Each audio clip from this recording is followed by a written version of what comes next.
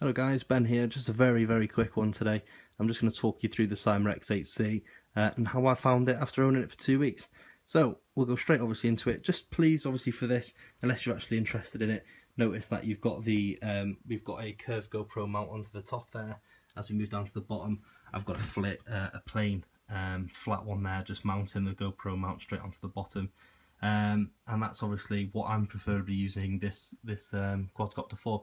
If you check out my other videos, they'll show you a video there on how to mount it, and it's pretty simple enough. I've put one on the top there, just give it a go, but it flies not so good with that on there. Okay, so as we obviously take a look around the quadcopter then, the first thing obviously you'll notice, we've got our LED lights here, there, and there. It's just the same principle really, in the way of obviously your bottom ones will light up, then ones will light up too. Cool little gimmick, but you're not really obviously going to notice that when it's up in the sky. So as we flip it over then, you can see here where the camera mount is. To be honest, I haven't flown it yet with the normal camera on. I had one go on it when I worn in the brushed motors on day one, and it steamed up straight away, so that went in the bin. And the GoPro's taken its place ever since. There's your on-off switch, and there's your plug where you plug the factory camera in. Legs are easily put on, 2 screws on each leg.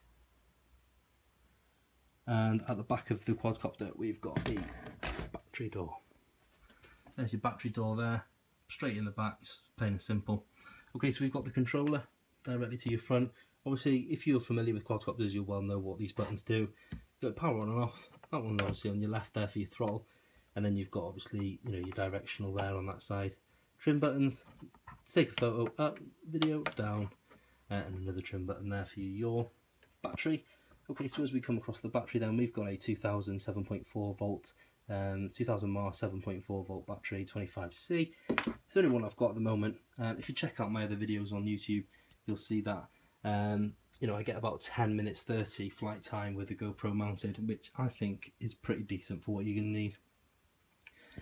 Okay, so as we move obviously back onto the quadcopter then, propellers come on when it comes out of the box. I noticed through, you know, previous groups and other things and what other people are doing, that boxes seem to come in 2 different types. You seem to get a really long one, which what's mine come in, and you get quite a small one as well, which other people are obviously putting theirs in.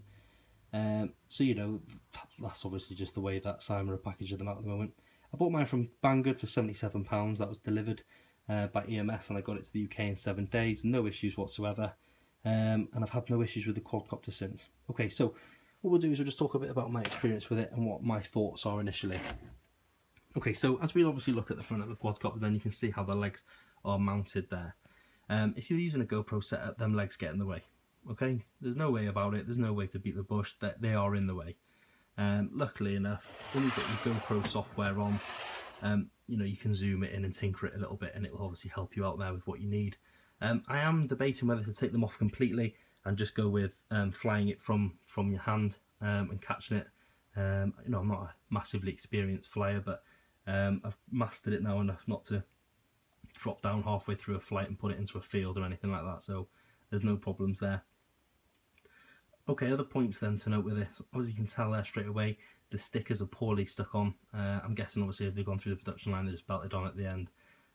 Not too much of an issue, I don't think. If you don't like them, take them off, re-put them back on. For me, it's not a big deal.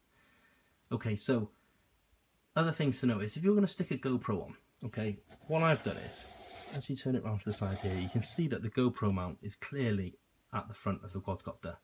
And then as I pivot the camera down slightly, you'll see in here, that's where the original mount is. The reason why I did this, because I thought, well, what I'll do is I can have a GoPro option and I can have factory camera option. That's not what I want to do anymore. However, I'm holding out because I believe when Cyma released the X8G, there'll be a mount there which I can slip the GoPro onto, and we can mount it straight on from there. The way I obviously overcome this is that when you put the GoPro on, the camera, the quadcopter will naturally just drift forward. I just alter it with the trims, it's not too much of an issue. If you check out my other videos, you'll see that there's no issues at all with the way it flies.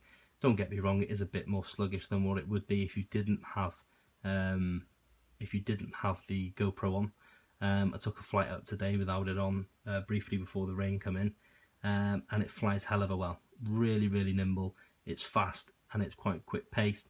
In the wind with the GoPro on, it does struggle. It is quite sluggish when you've got a bit of wind around, but at the end of the day, for what I'm using it for, it's up, it's down. You know, I tend to break it down. Like I say, I've got 10 minutes battery life with the GoPro mounted.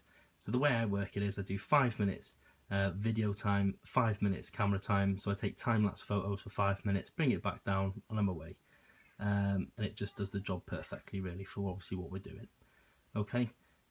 So any other points that I may have for it, there is no actual issues. Like I say, wind is sluggish, but it's not a breaker. It's not a deal breaker. You know, at the end of the day, if you're coming from an X5C 1 up to this, then you're making a good step up. The way I see it, you know, you've got the compatibility there. If you want to put a Mobius camera underneath it, you can.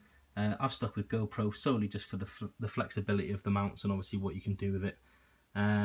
But yeah, apart from that, I've got no problems at all.